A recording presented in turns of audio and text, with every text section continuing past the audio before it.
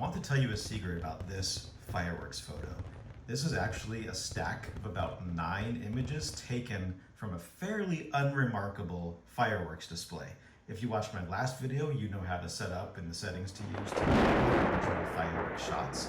Now I want to show you the secret to processing those photos and creating something like this. So the first thing to say, and very important, is to use your tripod and make sure you're locked down, that that frame doesn't move. You're shooting the same frame, the same shot every single time. When you bring your photos into Lightroom from your shoot, you're gonna look at them and they're gonna look something like this.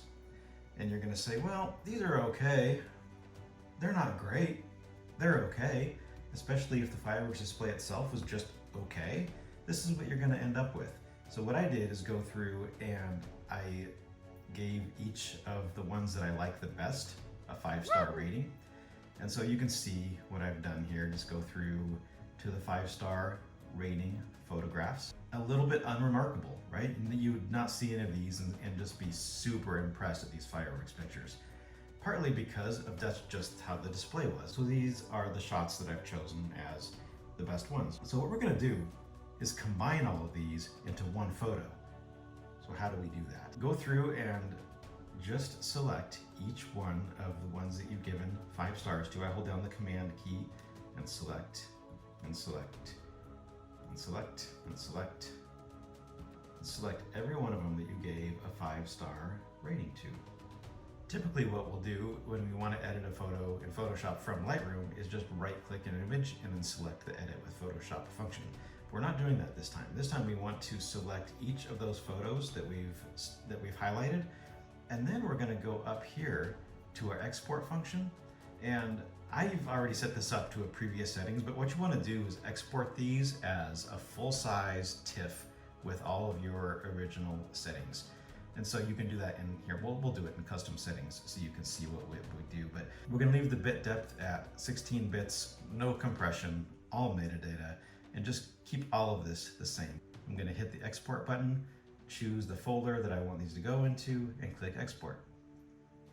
So Lightroom is going to take all of those photos, drop them into the folder that I've selected, and then when that export is done, we're going to go into Photoshop. And we want to open all of these in one file with each of these files as a different layer. So to do that, and once we're in Photoshop, we're going to go up to File, Scripts, and Load Files into Stack. And that's going to open up a window where we can choose the files that we've just exported.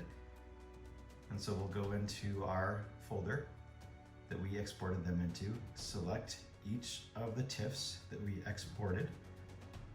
You can see there's 1, 2, 3, 4, 5, 6, 7, 8, 9 photographs. And then we're going to open those. Now, one of the caveats here is you can do this with as little as 2 photos or really an unlimited amount of photos. The more photos you put in there, the more risk that you take that it's not going to work or it's going to look weird. So keep that in mind. So we're going to try this with 9 photos. And if you try it and choose 9 and it doesn't work, try fewer. Try 6, try 4, try choosing different photos. Just, you might have to experiment with a little bit to get the result that you want. So we're just gonna kind of freewheel this one. We've got 9 photos selected and imported into Photoshop, each as a different layer. Now I'm gonna select all of these. So I'm gonna hold down the Shift button and just click the last one, make sure the top one is highlighted, click the last one, and we're gonna select all of these. And now we're going to go up into Edit, Auto Align Layers, and just leave this on Auto here. So what this does is Photoshop is going to go in and just make sure that all of these photos are aligned exactly. And it can take a little bit of time, and this is why you need to be on a tripod and not change your framing one bit, because Photoshop will recognize that and it won't be able to align. Okay, in this case it did it. You can see that right around the edges here, even on a tripod, there was just the slightest bit of movement for whatever reason. So that's all good. It did align, and we'll crop that out a little bit later. We don't have to worry about that right now. So once we have all of our photos aligned, we're going to go up into our menu and select layer, and you're going to come down to Smart Objects, and you're going to convert to a smart object. So what that's going to do is take all of the layers that you've imported and put them into one stacked image. As you can see here, we went from 9 different files to just one layer, which is now stacked and is now a smart object. So once we have that done, we're going to go back up into layer again. We're going to go back into the smart objects menu, and then we're going to come all the way down here to stack mode. Now here in stack mode, you can play around. Each of these has like a sort of very scientific description for each of these, which you're welcome to look up and see if you understand it. I really don't. I have experimented with these, and for this purpose, I have found that maximum works best. So what I'm gonna do is select maximum stack mode, which is gonna take all of the 9 images that we did and combine them into one.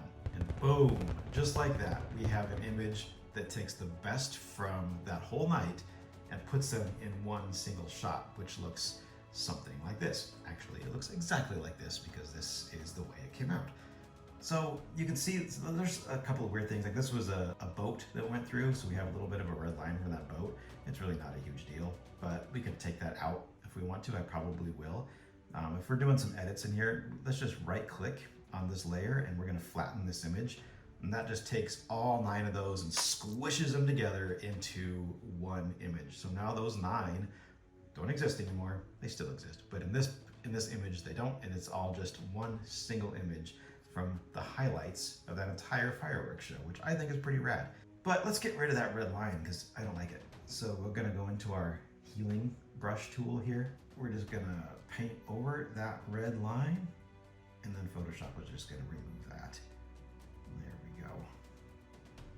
And it actually didn't do a super great job, so I'm gonna undo that, and I'm just gonna try it again, because sometimes, this is an AI tool, and sometimes it just doesn't work quite right. There we go, second time it worked much better. That's how it should look.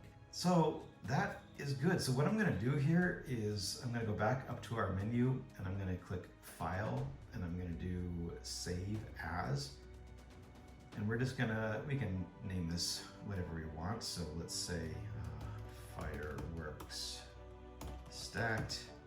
This is my Lightroom imports folder. So I'm just gonna save this image to Lightroom imports so that it shows up in Lightroom. And I'm gonna do no image compression.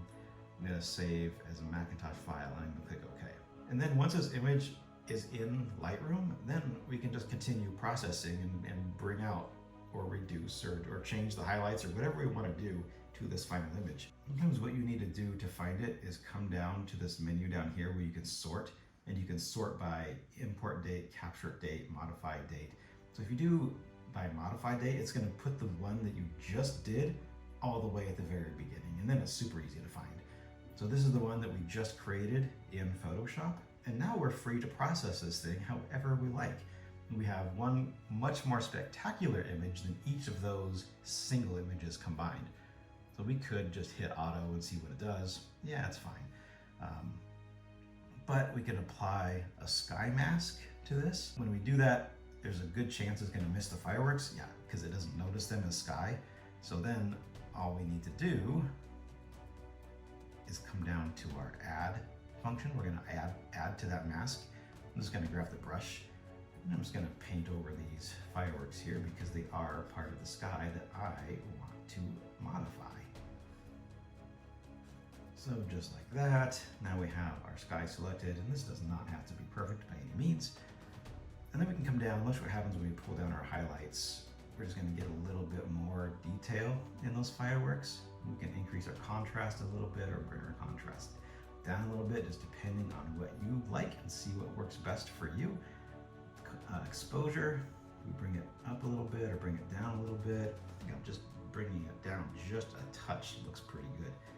We can increase our shadows or decrease our shadows.